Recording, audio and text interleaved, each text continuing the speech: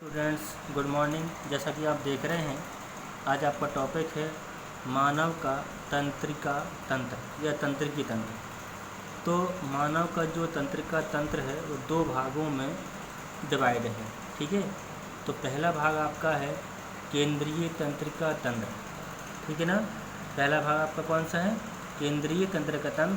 इसको बोलते हैं सेंट्रल नर्वस सिस्टम, इसको बोलते हैं CNS, central nervous system, Hindi बोलते हैं केंद्रीय तंत्रिका तंत्र।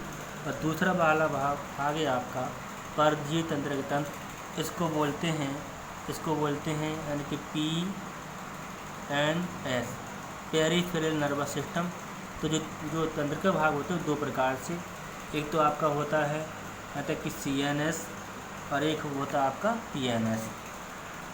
ठीक है, तो केंद्रीय तंत्रिका तंत्र में क्या आता है? मस्तिष्क यानी कि आपका आता है ब्रेन, और दूसरा आता है मेरुरज्जु, इसे बोलते हैं रीढ़ की हड्डी सम्मिलित है, जहाँ सूचनाओं का संसाधन एवं नियंत्रण होता है।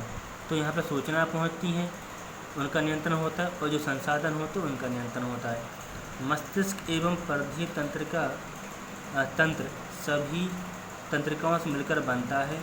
इसमें मस्तिष्क और एवं परिधीय तंत्रिका तंत्र तंत्रिकाओं से मिलकर के बनाते हैं। जो केंद्रीय तंत्रिका तंत्र मस्तिष्क और रीढ़ की हड्डी मेरुरज्जु से जुड़ी रहती हैं। ठीक है, तो परिधीय तंत्रिका तंत्र में दो प्रकार की तंत्रिकाएं होती हैं।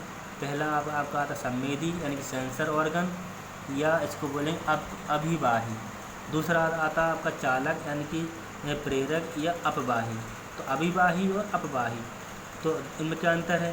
संवेदी, इसकी बात करें, संवेदी या अभिवाही तंत्रिकाएं उद्दीपनों को ऊतकों अंगों से केंद्रीय तंत्रिका तंत्र तक, तथा चालक जो क्या करती हैं, आपके जो पहला टॉपिक है संवेदी या अभिवाही, ये तंत्रिकाएं उद्दीपनों को ऊतकों अंगों तक ले जाती हैं। उसके बाद कहाँ ले जाएंगे? केंद्रीय तंत्रिका तंत्र।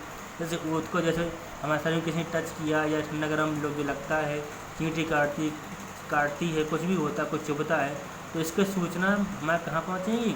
सेंट्रल नर्वस सिस्टम में पहुँचती हैं, मतलब केंद्रीय तंत्रिका तंत्र पहुँचती हैं। फिर इसके बाद आता है चालक अभिवाही। ये तंत्रिका नियामक उद्दीपनों को केंद्रीय तंत्रिका तंत्र से संबंधित परिधीय ऊतकों अंगों तक पहुँचाते हैं। तो ये ऊतकों और अंगों तक पहुँचाते हैं। इस प्रकार से क्या हो जाएगा? परिधीय तंत्रिका तंत्र दो भागों में डिवाइड है।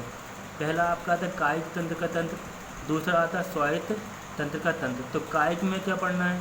उद्दीपनों को केंद्रीय तंत्रिका तंत्र से शरीर के अनैच्छिक, ठीक है, अनैच्छिक अंगों पर चिकनी यानी कि चिकनी बोलते हैं आपको अरेखित, ये आपको या अनैच्छिक, इसमें मतलब अपना इच्छा अनुसार काम नहीं कर सकते, उसको अनैच्छिक बोलते हैं।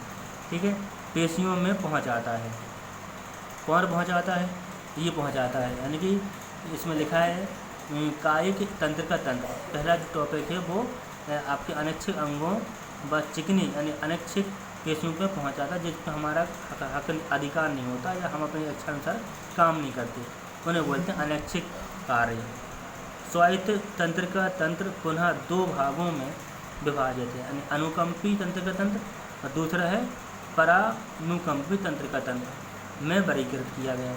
तो जो पहला आपका है अंतरंग तंत्रिका तंत्र, परिधीय तंत्रिका तंत्र का एक भाग है, जिसके अंतर्गत वे सभी तंत्रिका तंतु गुच्छिकाएँ बना करके या जाल बना करके सम्मिलित रूप में रहती हैं या कार्य करते हैं, जिनके द्वारा केंद्रीय तंत्रिका तंत्र से आवेग अंतरंगों तक तथा अंतरांगों से केंद्रीय तंत्र तक संचारित होते रहते हैं। तो जो भी इसमें सूचना मिलती हैं, शरीर में कोई टच करता है, लग जाती है, तो उसको केंद्रीय तंत्रिका तंत्र तक पहुँच मीन्स जो सूचना होती है सेंसर ऑर्गन द्वारा वो पहुँच जाते हैं।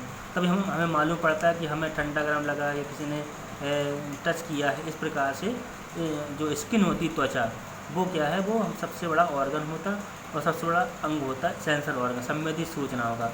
तो इस प्रकार से आपको क्या करना है, ये मानव का जो तंत्रिका तंत्र होता है वो आपको करना है कंप्लीट। यहाँ पे देख लीजिए, इसका ये डायग्राम बना हुआ है, तो यहाँ पे देखिए तंत्रिका ऊतकीय। ठीक है, तो इसमें क्या है, ये ब्रेन है। ठीक है, तो ये आप देख रहे हैं, ये न्यूक्लियस है, ये पूरा सेल का डायग्राम बना हुआ है एक तरीके से, और इसको तंत्र के नाम से भी जानते हैं। सबसे बड़ी जो सेल होती है वो यही होती है। ये आपकी जो लंबे लंबे आप देख रहे हैं, इनका नाम होता है तंत्रिका अक्ष। इसको चारों ओर से घेरे रहते हैं, बना हुआ है।